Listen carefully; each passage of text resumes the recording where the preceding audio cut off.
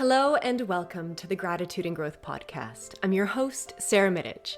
I am an actor, a yoga instructor, a former ballet dancer, but above all, I am a wildly curious person. So I've spent the past several years researching and studying human behavior, why we do what we do, who and what we innately are, what my purpose is on this planet. And I'm here to share the insights and the tools that curiosity has led me to uncover, in hopes of helping you to navigate the inevitable ups and downs of your own life, and in hopes of inspiring you to become the person that you have always wanted to be. So pull up a chair or go for a walk, hop on that treadmill or go for a drive, and join me as I explore what it is to be a human being in this lifetime. Hello, and welcome back to another episode. I have a guest with me today that I am super pumped to sit down and talk to because I just finished his book. And as most of you know by now, I'm very passionate about personal development. I'm very passionate about sharing actual tools that you can use and implement on a day-to-day to become the person you want to become the highest version of yourself. And his book gives you exactly that. He is not only a best-selling author, he is named one of the country's top speakers. He is certified in the psychology of leadership from Cornell University, and he is well on his way to achieving his goal of helping 500,000 people discover their non-negotiable values. Please let me introduce Brant Menswar. Hi, Brant. Hi, Sarah. Thank you so much. I'm excited to be here with you. Thank you. Thank you. Okay, you wrote this incredible book called Black Sheep. That I did. Yes, wasn't part of the plan, but life sort of happened, and I found myself. Uh, it sort of was my therapy. Is how this book came out um, in 20. Gosh, it was probably 2018. I found myself in a very precarious scenario with my oldest son, Theo. He was diagnosed with a rare blood cancer and needed a bone marrow transplant in order to survive. And he had been battling sort of for years. And we ended up finding ourselves in this moment where the doctors said he's not going to make it. And so you need to say your goodbyes. And so when you're faced with sort of news like that, I don't think you're ever quite ready to hear it, but I wasn't prepared as to how to handle that either. And so, I walk back to his room and, you sit on the edge of the bed and you try to find the words and it, you know, it didn't go well, Mhm. as you could possibly imagine. But because of this miracle that sort of transpired over the next 24 hours, he survived. And while you would think that's amazing news at that time, um, I found myself beating myself up every single night before I went to bed because I kept asking myself, I wonder if he thinks I gave up on him. Mm. And it was that moment that created the impetus to write this book about discovering what your non-negotiable values are. I call them black sheep values, but what are those values and how do we use them with deliberate intention to honor the things that matter most to us in our life?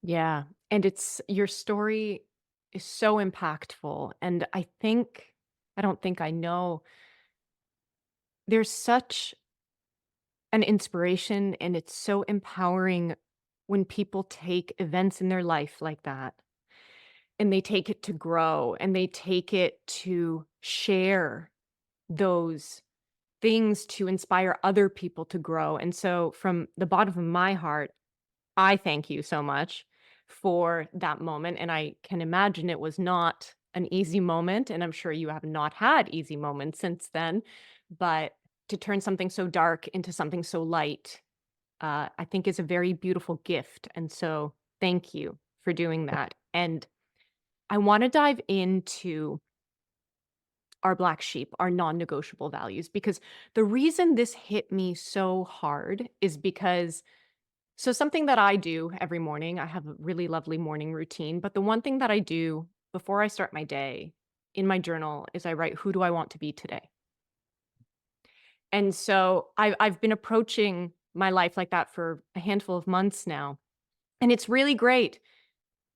And it focuses me, but sometimes I find by midday or the end of the day, I'm like, am I who I want to be right now? Like, and I'll write things like, I want to be kind and patient and compassionate.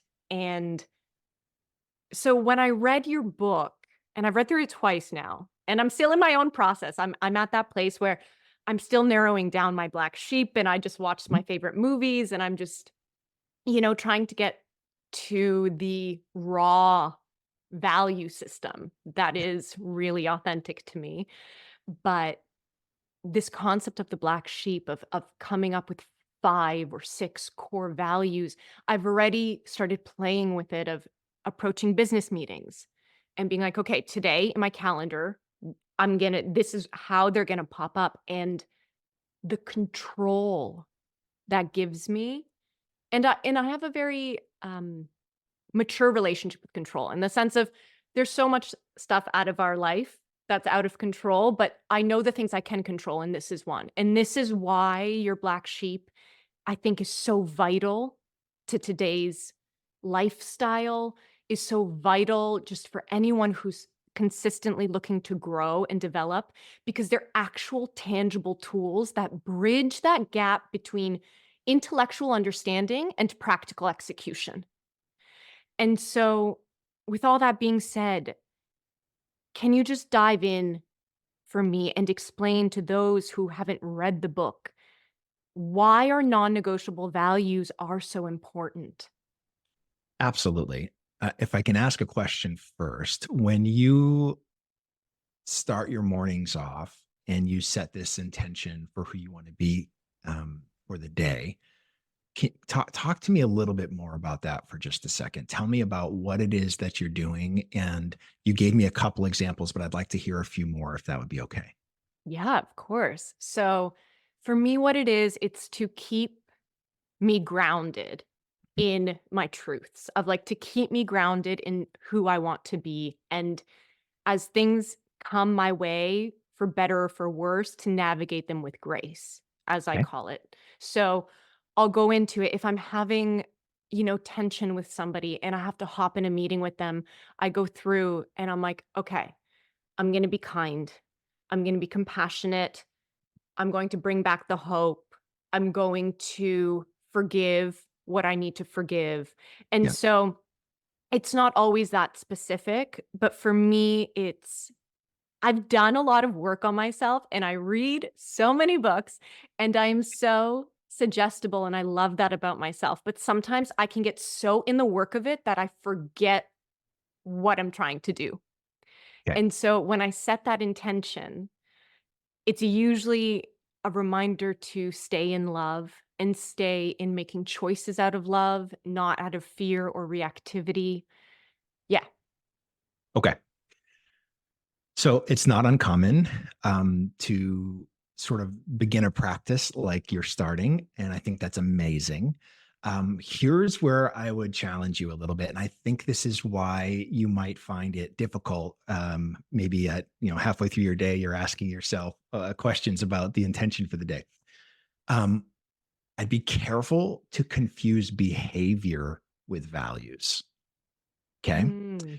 A lot of what I heard in your examples was actually behavior driven things, not values driven things. And this is a really common occurrence for people. We confuse behaviors with values.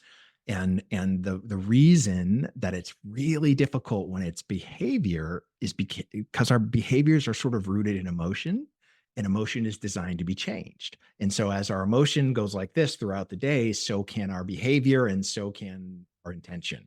And so we have to sort of the way that we look at it with the book is, rather than setting an intention to be something for the day, I would encourage you to set the intention to feed your sheep, right? If the Mm. intention is to feed your sheep, then it takes behavior out of the ballpark, right? That's not what we're focused on. So the book focuses and calls these values black sheep because what I discovered, and I didn't realize this till I was in my mid 40s, was that the reason that farmers don't value black sheep the same way as the rest of the flock is because a black sheep's wool cannot be dyed. So every black sheep is literally 100% authentically original. Okay. It is not going to be changed into something that it wasn't meant to be. So when I heard that and growing up and sometimes feeling like a black sheep and doing research for the book, understanding that sometimes it's not about being an outcast. Sometimes you've outpaced everybody else and you're so successful. You've put yourself so far out there that you can feel like a black sheep because you've outpaced everybody else. And so knowing that that was sort of what we were dealing with, the idea is to discover your 5 black sheep values, these deeply held personal core values that no matter how much someone's going to try to twist or change you, they will not be moved. The first challenge is understanding that what you think is real is actually real. Okay. And this is why it's taking you some time, and it should, right? You can't just take an assessment and go, oh, I have my values, I'm good to go. So this is a scenario where if you take the assessment, which anybody can take for free, and we can put a link in at the end or share it in the notes, Totally. yeah, for sure. But the interesting thing is this: once you have what you think your 5 are, the very next thing that we have people do when we work with them is we have them place those 5 in a hierarchy from most important to least important, right? Even though they're all non-negotiable, certain values resonate with us deeper than others.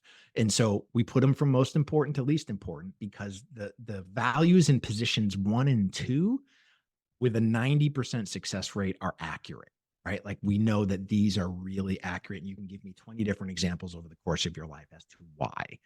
When it comes to values in the 3, 4, and 5 slots, um, a lot of times they are simply fabricated bullshit. And so they're who you want to be, or sometimes you have found yourself caring for other people's sheep. If you grew up conditioned to care for a younger sibling, to care for an elderly grandparent or a parent, or you've spent a lot of time caring for other people, it's really easy to confuse what matters most to them for what matters most to us. And so the separation of really important to non-negotiable becomes the real first challenge that anyone has to deal with, because we treat them like they're this close, but in reality they're a mile apart from each other. So when I talk about non-negotiables, I mean no, meaning that if anything violates it, the answer is no. And so the example that I give a lot, sometimes people say kindness is one of their non-negotiable values. My first question is, have you ever been unkind to someone? If the answer is yes, then it is not a non-negotiable. It is Mm. really important. I'm not arguing, it is really important, but do not claim that it is a non-negotiable, because non-negotiable means no. It means that I won't do that. And so that's why it takes a little bit of time to really discover what these are, because when you pull apart really important from non-negotiable, you start to realize that that you've told yourself for so long that are really important to you are actually negotiable. And if they're negotiable, then we can't hold on to them with white knuckles, because by definition, they're negotiable. So the idea for this is to get to those things that aren't negotiable, those black sheep values, so that we can start to make decisions with deliberate intention. So this is a perfect segue into, first of all, thank you so much for saying all of that. Because it is very interesting. But okay, before we segue into living in deliberate and with deliberate intention, I want to pick your brain on something you just said, because yes, going back to the kindness example of something that if you've ever been unkind, then that's not non-negotiable. And you say something in the book, and it's the one line I really highlighted because I want to talk to you about it. And maybe this is the perfect time where you say your core values don't change. And so my challenge to that is I feel like as humans, we continue to evolve and we continue to grow and we continue to learn things about ourselves. I know, at least for my own journey, that happened. What I valued 5 years ago is wildly different than what I value today. And so for me, it's like, okay, let's go back to the kindness example of maybe I have been unkind in the past. And yes, I hear your voice with the "it's who we want to be" kind of thing, and it's not negotiable, it's important, but can't those core values grow with us at all? Or do you think that even from when you're 20 to the time you're 60, those core values are always the same? So I'm just going to tell you what the research said, right? Yeah. And so what I'm going to tell you is this: for most of us, our core values are pretty much etched in stone by the time we're in our early 20s. And outside of a catastrophic event in your life, they do not change. They do not change. So, why you're feeling the way you're feeling, which is how many people feel, is because we misidentified our values in the first place. You see, most people don't do the work. And when you're in your early 20s, you really don't do the work, right? Touche. And so the idea is, if you were like, what I care about today is really different than what I care about even 5 years ago. Well, my question is, did you do this work 5 years ago? Did you get to the point where you felt like you absolutely knew what your non-negotiables were? And I would guess, like most, it's less than 1% of the people do this work. So that's why you feel the way you do.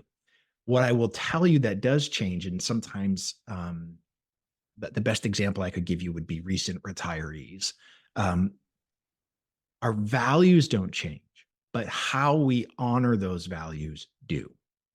And so my father was a high school English teacher for 35 years. He fed his sheep one way for 3 decades. So if you think about that, when he retired, I can't get him out of the grocery store without him talking about the kid bagging my groceries. He's having a 10-minute conversation with this kid. Well, why? Because that's the only way he knows how to feed his sheep, because he taught kids for 35 years. So he has to try to find other ways to feed that sheep, to feed that value that isn't teaching kids. And it's why most recent retirees are busier than when they were actually working, is because they are just drastically trying to find ways to feed the value that they might have never actually identified exactly what it is.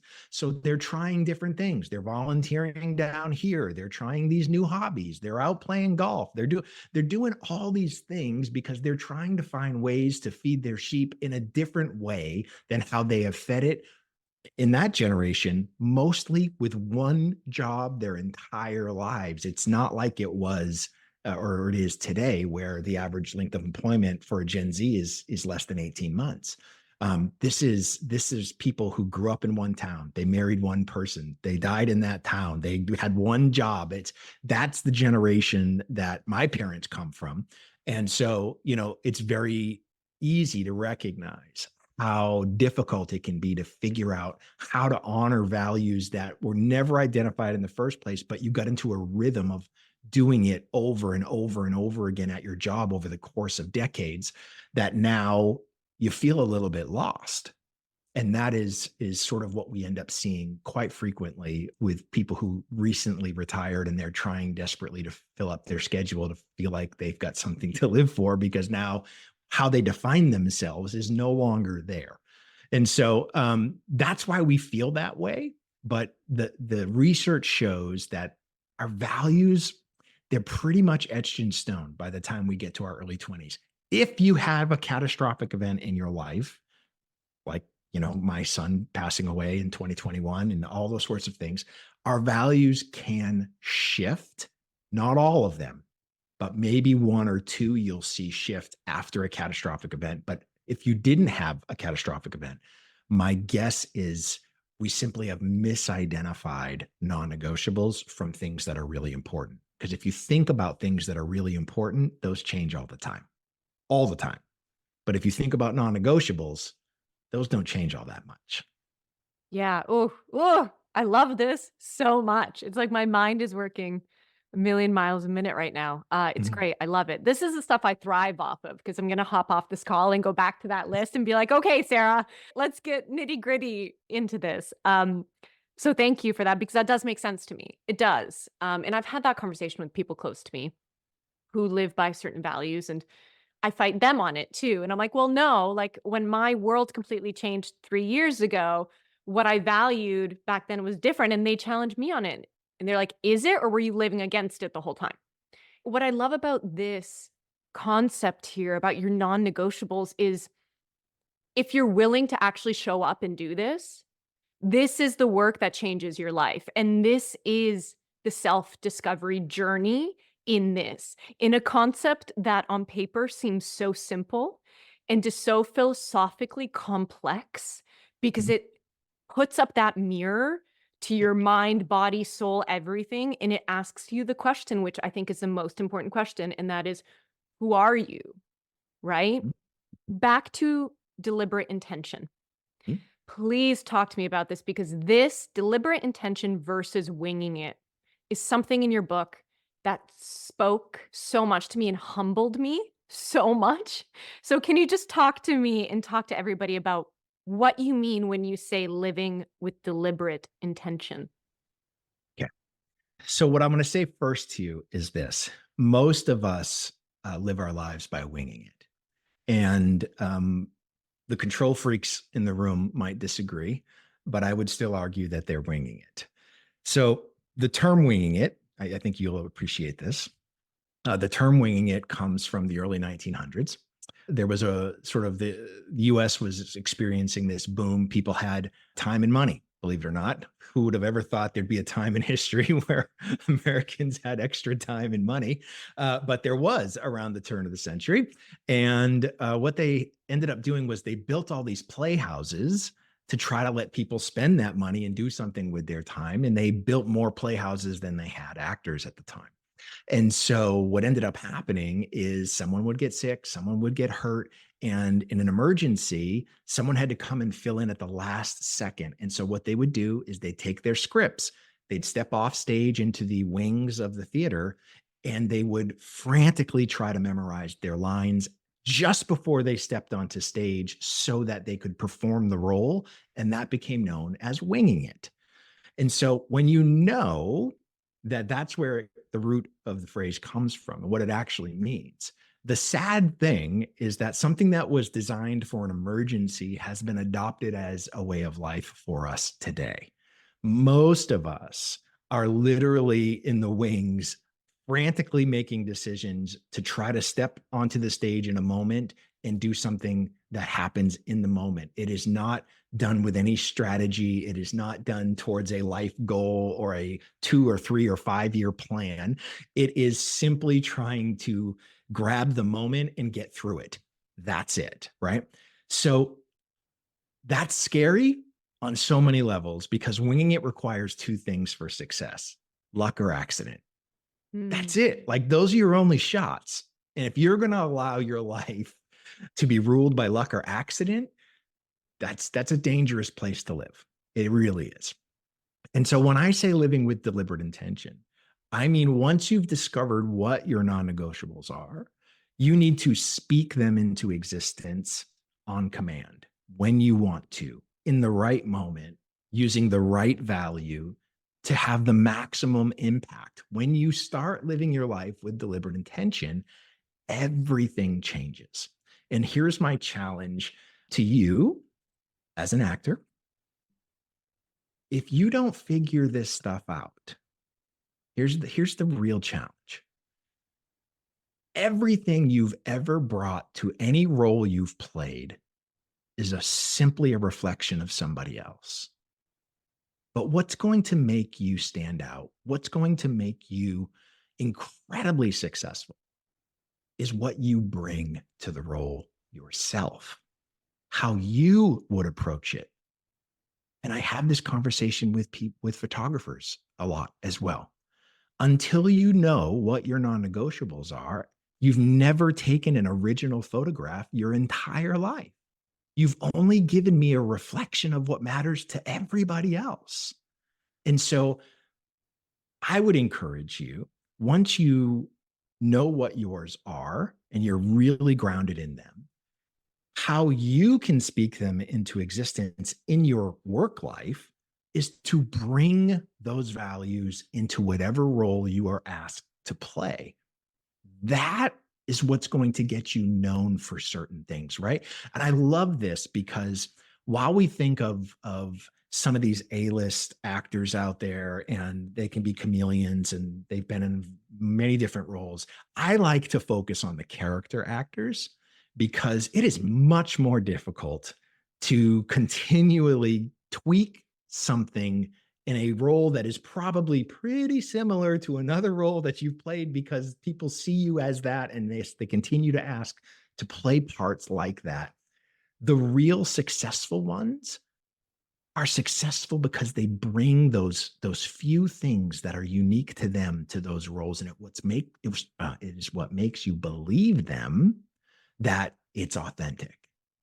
And so, as much as you're playing a part, there's so much authenticity in what you're doing. It resonates at a different level, right? And that's the real challenge for someone in your business to be able to figure this out. And then every role, if we knew that empathy was one of your non-negotiables, we should see empathy in every role you play, no matter what the character looks like, right? That's the uniqueness. That's what you're going to bring that no one else is going to bring. It's why that version of whatever it is that you choose to do looks and feels like it does, because that's your authentic self coming through the character you've been asked to play. I love that. I love all of that. It's a very, it's interesting. I always say, uh, to students or clients of my own as well in the acting world, and just for myself when I'm also prepping scripts of like, one of my first things is what of me is in this and what of me can I bring it out? But this, the way you just worded it, again, so simple, so complex, but it's like to really bring that individuality, that authenticity to the core. That's a fascinating challenge, and I will absolutely take it into my work post this discovery of my own. And Yes. so let me summarize this for myself. So once you establish your non-negotiable values and you play around, you figure out what that is for you, you take them out into the real world, you figure out what your flock is. Mhm. Then living with deliberate intention is showing up every day with those values. And sometimes from a, I don't want to say pre-planned, but kind of pre-planned way of, but that's the intention, right? That's deliberately, instead of being like, I don't know how today's going to go. And like, maybe this meeting will make me feel good or bad or whatnot, or maybe I'll show up in this way, or maybe it's like when you're living from those core values and from what I want to talk about next, which is purpose, then you have that deliberate intention gives you and empowers you throughout your day to maintain that consistent, what was mine, like, who do I want to be today part, right? Like, It does, yes, it does all of that, but it does something else too, and again, this is something that's incredibly important for people in your line of work.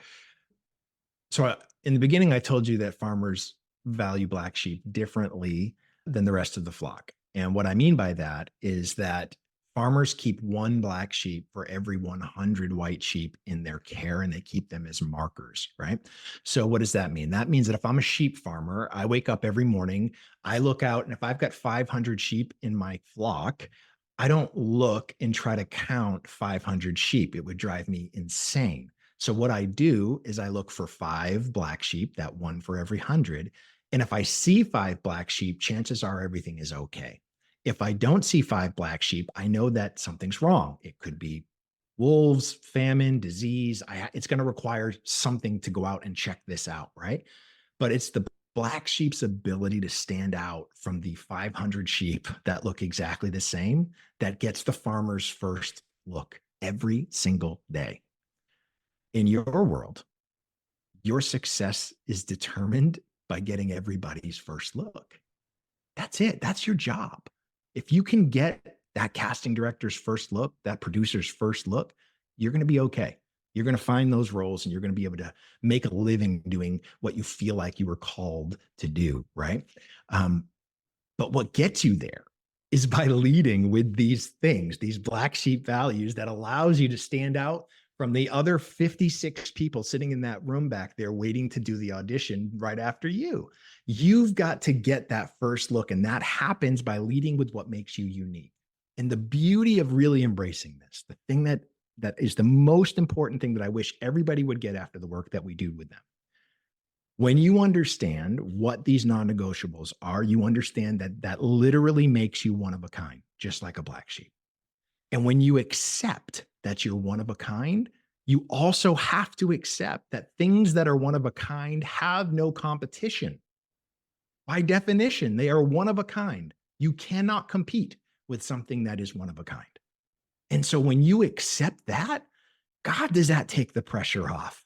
Because there is nothing that can be compared to you when you are doing exactly what you're supposed to be doing and living your life through these values that make you unique.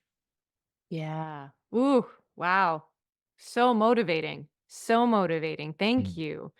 Um, Talk to me about purpose. This is something I'll be very honest and say, um, purpose, it's like I have this deep-rooted purpose that I felt in my heart and my soul since I was a kid, but putting words to it's wildly difficult for me. But I think living in purpose is so important because it's so fulfilling.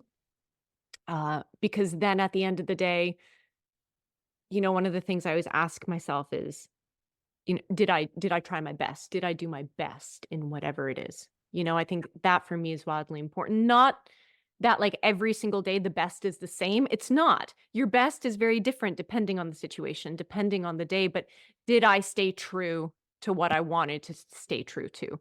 And so I think living in purpose brings a fulfillment that a lot of people don't necessarily feel because they don't know.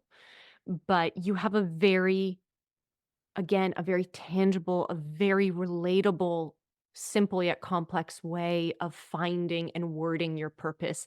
And that is that you choose it. Yes. And you've demystified this sometimes spiritual, philosophical concept of my Yes. purpose is to be something so grand and this. And Yeah. it's like, no, you get to wake up and you get to choose what that is. Yeah. Yeah. Yeah. Sarah, this is one of the things that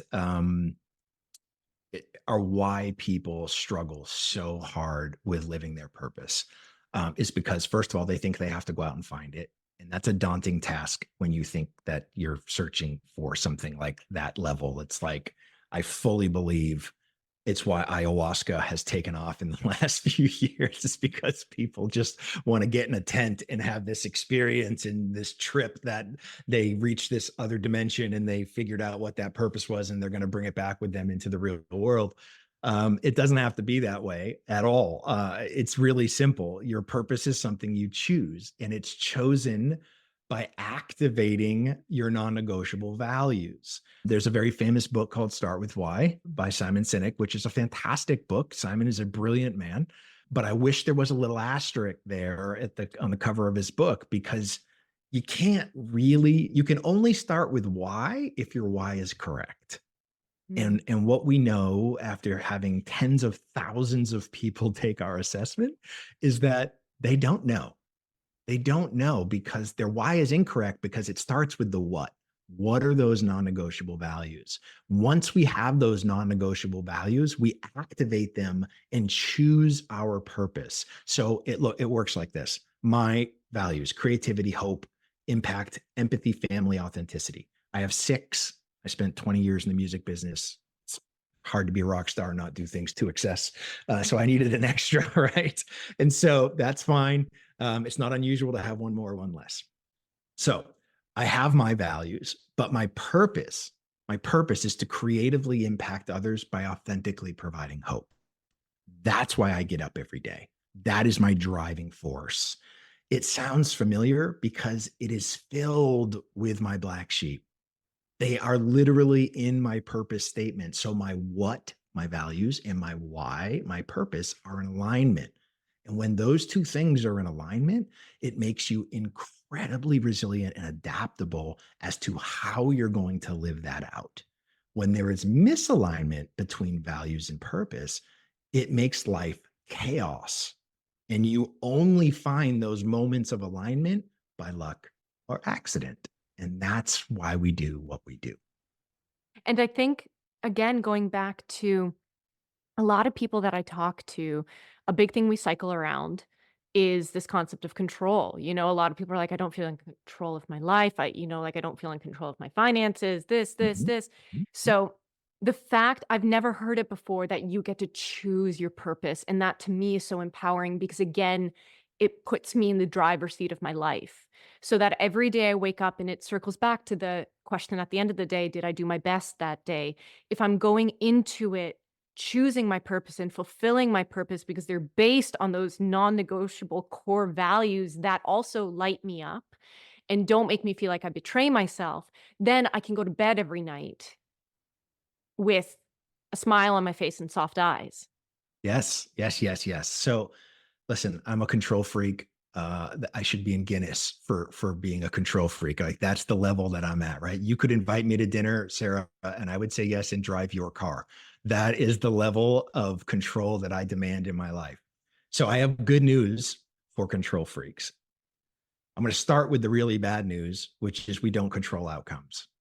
We do not control outcomes. And that's, as a control freak, the hardest thing for me to do was to let that go, to know that my name is not Glinda or Gandalf. I don't have that type of power. There is no Star Trek mojo that I can put on this for you to allow you to control outcomes. It doesn't work that way. The best thing that you can do is control the deliberate intention that goes into making a decision. Once you've made that decision, it's out of your hands. And the beauty of letting that go is that you can make the decision and know that you honored the things that matter most to you. And that is the absolute best you can hope for. That's it. So, no matter the outcome, even if the outcome is not what you want, you can still live with it, right? It's not soul crushing because you did everything that you possibly could do. You honored all of those things. You did exactly what you were meant to do. If the outcome works its way to be great, then fantastic. If it's works its way to do something you maybe didn't hope for or that it wasn't what you expected, that's okay too.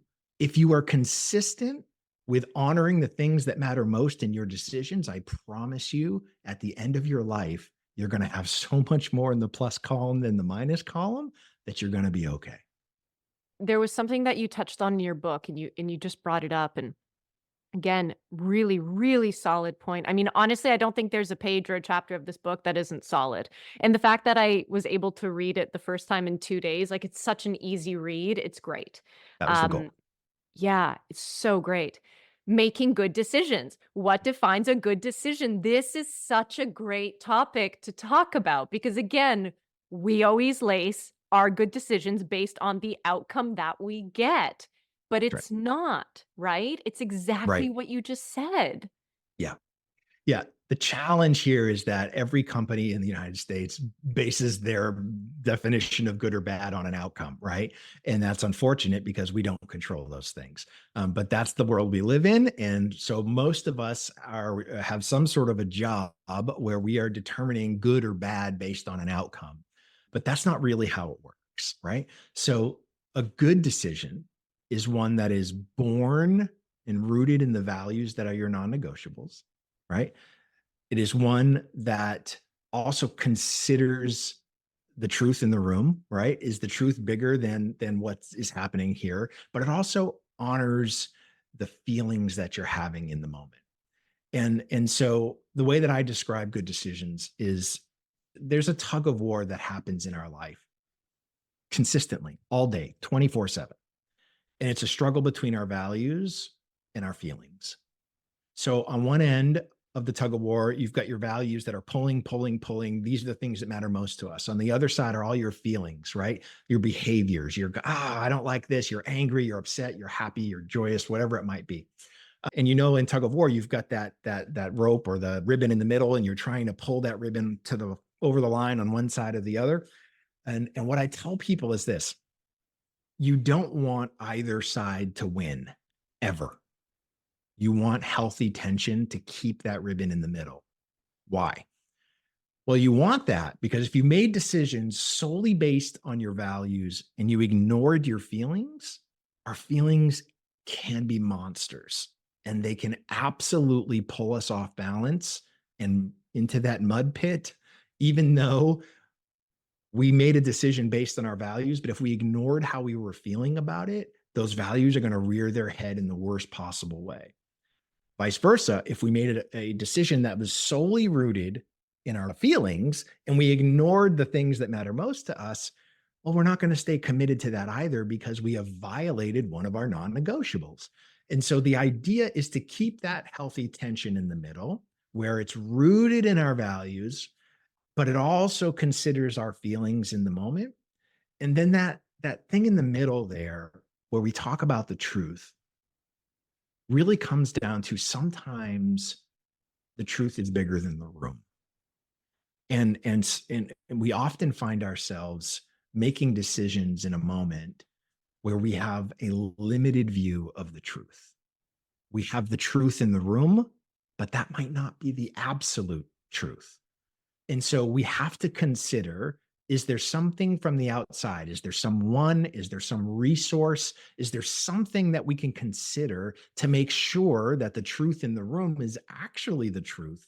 Or can we make that sort of pool that we are looking at a little bit bigger to see if there's something we don't know that might change our minds?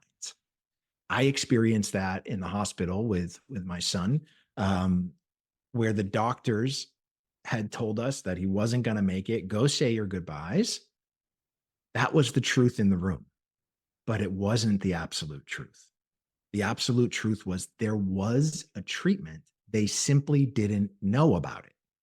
And it took other doctors from all over the world watching a YouTube video and writing and contacting to say, wait, we think we have a plan. And they came up with a plan because the truth was bigger than the room.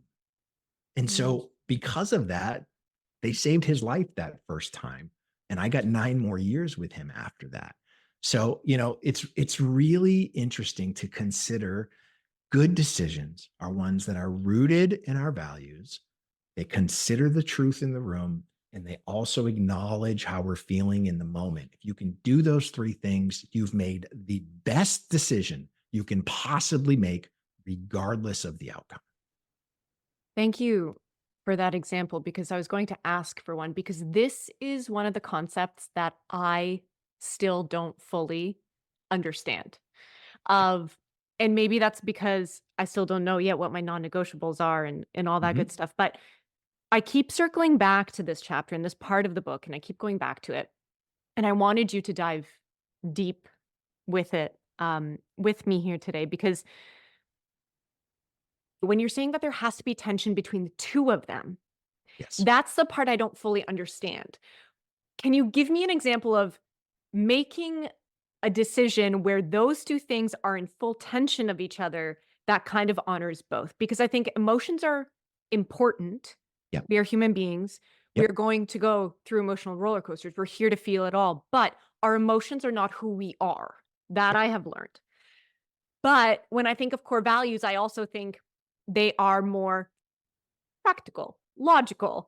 You know what I mean? And so for me to actually understand the middle ground between the 2 seems Mhm. very difficult to Yes. conceptualize. Yes. So this example is life giving you a second chance sometimes, right? This is a second chance that I didn't want, but I got anyways. So in February of 2021, I found myself sitting on the edge of my son's bed in the same exact scenario that I had had years previous. Um, the first time I made my decisions 100% based on the emotions that I was feeling in them. because I didn't even know what my non-negotiables were at that time. So the conversation that I had was 100% emotionally driven and didn't touch on any of the things that really mattered to me. And so I felt awful about it, period. I literally said my goodbyes. If I would have known what my non-negotiables were at that time, one of them being hope, I would not have said my goodbyes, not in the way that I did. That's for darn sure. It would have been framed completely differently because it would have violated, it would have made me give up hope. And that's exactly what it did. And that's why it felt awful and why I beat myself up over it for years and why I ended up writing the book. So fast forward to 2021, COVID hits and Theo's body is beaten and torn up from cancer and fighting and all the drugs and everything else. And he had no prayer against COVID.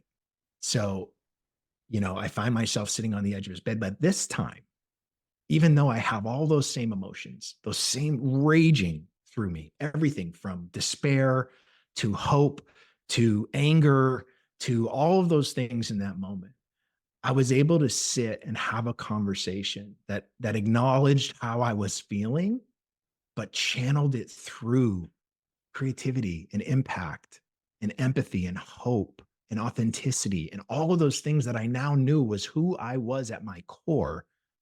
So I didn't say goodbye in that way. I was able to be me and have an open, honest conversation with him, even though he wasn't lucid at that time. Um, I was able to have that conversation that honored those things for me, right? That spoke hope into the very last second before he passed.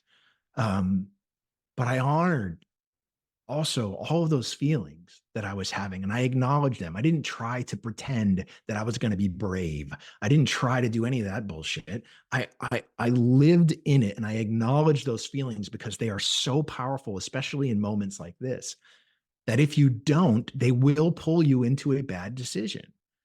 And so I was able to keep that healthy tension. I acknowledged the feelings. Yes, I know this is where I'm at. I can feel it in me. I can feel the anger. I can feel the hope slipping. I can feel all of those things. But man, I'm going to channel it through these values. I'm going to make sure that no matter what comes out of my mouth, it is hopeful. It's as creative as I can make it. That was one of my big connections with Theo. I wanted the impact to be what it was, both for him and for me, right? I wanted to show empathy and I wanted to be me. I didn't want to turn into somebody else in a moment that was bigger than both of us, right? Which it was. And so I had to make sure that that tension stayed right where it was so I could stay. Because here's the thing, emotions want to pull us to the future. Our feelings want to consistently pull us to the future. When we have that, our values want to pull us to the past because that's where they came from. The only place that you can make decisions is in the present. Mm. You can't make a decision in the past and you can't make a decision in the future. You have to be in the present. And when you understand that that's the only place you can affect anything, you have to recognize that the way we stay in the present is by acknowledging our feelings to make sure they don't pull us to the future, honoring our values to make sure they don't pull us to the past. And it keeps that ribbon right in the middle where the time is, right? There's a quote that's in the book that is attributed to Lao Tzu, but in fact, nobody really knows if it was him who said it or not, which is if you're feeling depressed, you're living in the past. If you're feeling anxious, you're living in the future. If you're at peace, you're living in the present. That is my litmus test that I use on a daily basis to help me know where I'm at. If I'm really anxious, feeling anxious, I promise you it's because I'm worried about something that hasn't happened yet. If I am depressed, it's because I am beating myself up over a decision that I've already made, right? If I know that that's why I'm doing what I'm doing, it helps me bring myself back to the now so that I can actually make decisions that will impact things. And I think that that's one of the hardest things for anybody to do is to stay in the present. right? Because we want to either live in this future that we think is better than where we are, or we want to escape that past that might be worse than where we are. And so it's this constant tug of war that was happening. And so I just used that to keep myself in the present so that I can actually make decisions, because that's the only way I'm going to be able to get past whatever it is I'm battling at the moment.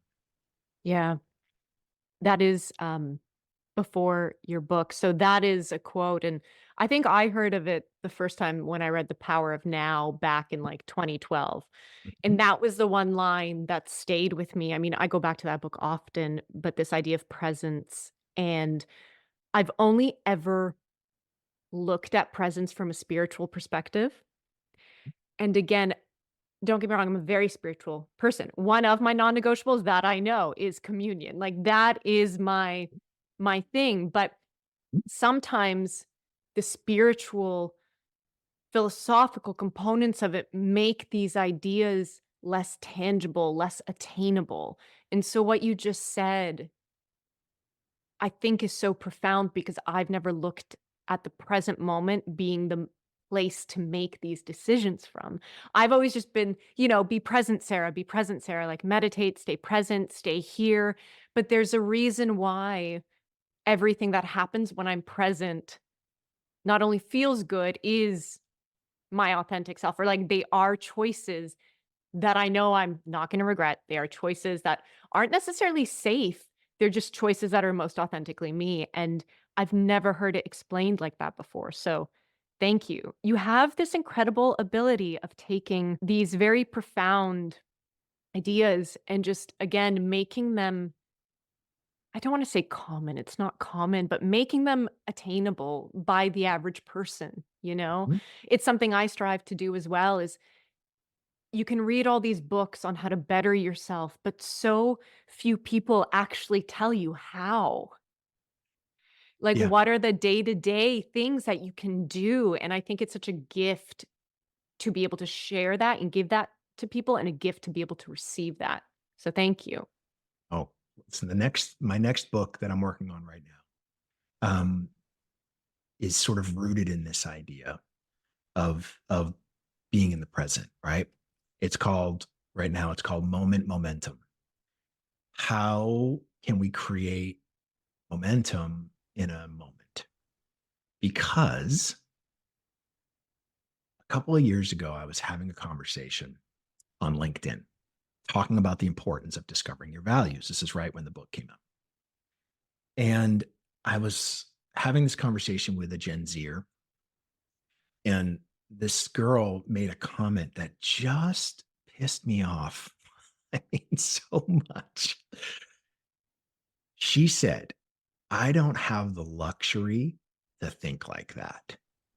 Mm, And I was so offended that somebody couldn't see that what really matters deserves your attention. And what I've come to realize these years later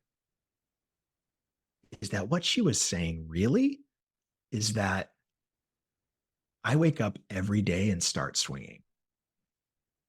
I live moment to moment, paycheck to paycheck. The idea of thinking about these non-negotiables that will transition and make me have a better life a year from now, 5 years from now, whatever that looks like, that's a luxury for me. I can't do that because I'm only trying to get to the next moment. That's it. That's all I can hope for. That is all I can see.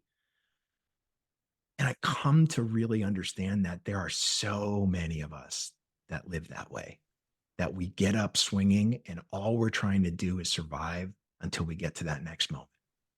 And so rather than put forth some grandiose plan to get you to where you want to be, what if we just took a single moment and learned how to create momentum in that moment, create an emotional connection, right? I spent 20 years standing on stages, creating moments for people to remember. They're not going to remember the whole concert, but they're going to remember that story that you told before that incredible ballad you played. They're going to remember that, anthem where everybody was jumping up and down and united singing the same thing. They're not going to remember the entirety of what you did. They're only going to remember those moments. So If we can teach people to accept a moment that's given to you and be able to create momentum, learn how to do that in that moment.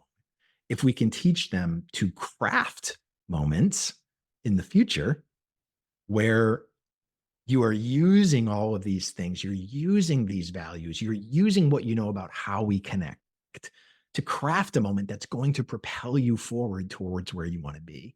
But the really powerful part of this that I'm finding in the work that we're doing right now is that it also allows us to go back and reclaim moments that we wish we would have done something differently. To be Wow. able to go back after you know, to be able to go back and have this fictitious conversation of what you wish you would have done, but really have it out loud, verbally. It allows them to reclaim something that has been holding them back and not allowing somebody to move.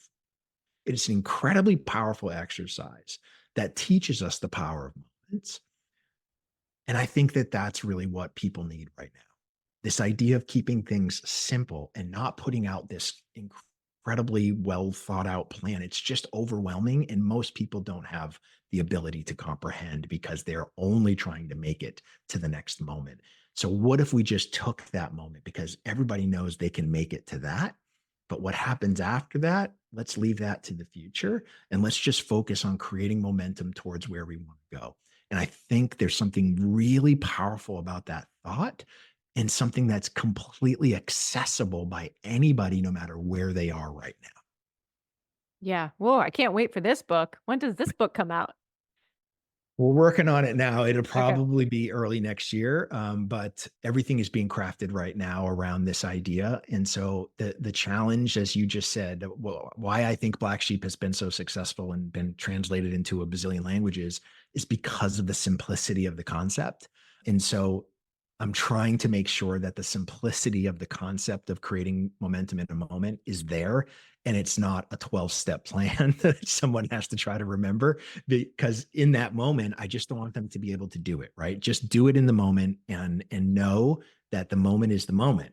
Don't worry about what happens in the future. Don't worry about what just happened, 10 minutes ago. Let's just worry about now and try to create momentum and let's see what happens. And that's proving to be incredibly difficult when you have really deep concepts and things that are profound type thinking. It's hard to dumb it down, and I hate saying that, dumb it down. But the truth is, it just has to be widely understood, no matter where someone is at or the level of education or anything like that at all. Like I really want to make sure that anybody can use it, no matter where you are in your life, and that requires twisting and turning and all those things to try to make something real. Wow. Thank you so much. I can't wait to read that one, truly. Perhaps I will have you on here after that, after I get through that Yes, book as I well. would love that.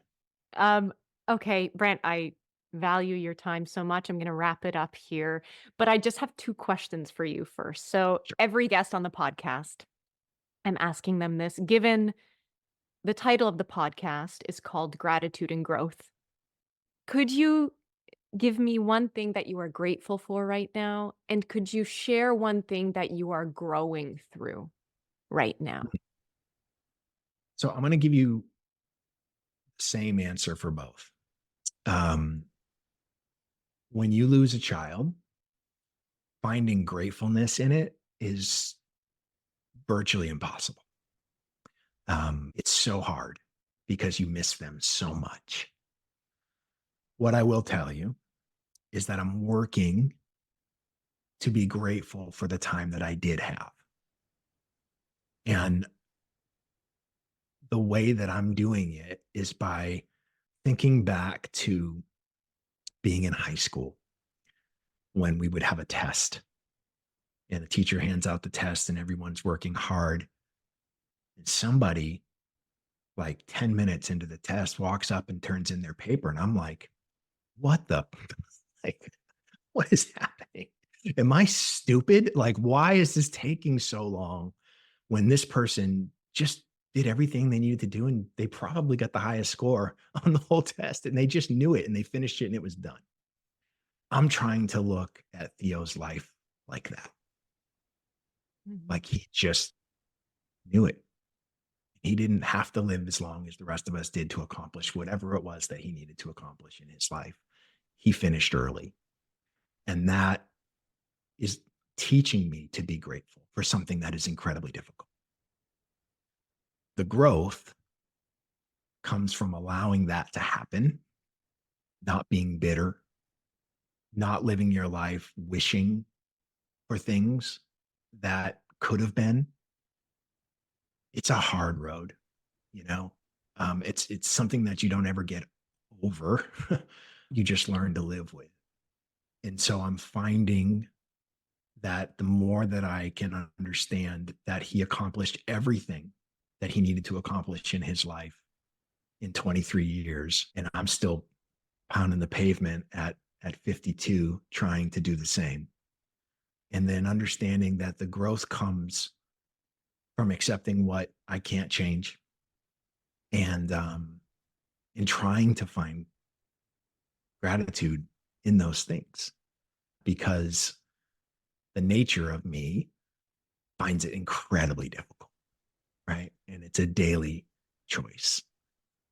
And what I learned in researching the last book and really learned even deeper about this at the time I spent at Cornell in the psychology of learning about leadership is that the idea of belief. I pastored a church for 6 years, and it was absolutely the center of everything in my life at that time. When Theo got sick and then he passed, um, my faith was questioned, and I found myself in a fist fight with God and continue to. And it's interesting because I know what I want to believe, but there's days that I just can't get there. But that doesn't mean I'm giving up. And it doesn't mean that I think that he doesn't love me because I'm not there yet. What I will say is that what I learned about belief is that belief is not a choice. And that was really hard for me to understand because I would just think, well, I'm just going to choose to believe even if I don't. That's not how belief works. Belief is a culmination of what we can convince ourselves of. It has nothing to do with choice.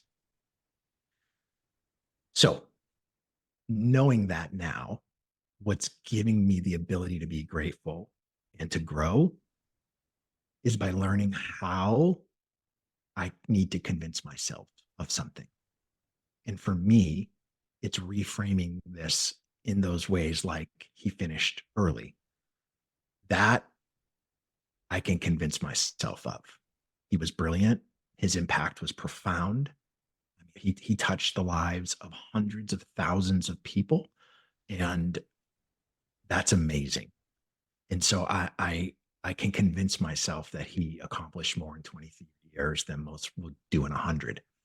Um, so that's giving me hope that I will continue to grow and not spend the rest of my life spiraling, wishing, hoping for something that will never happen.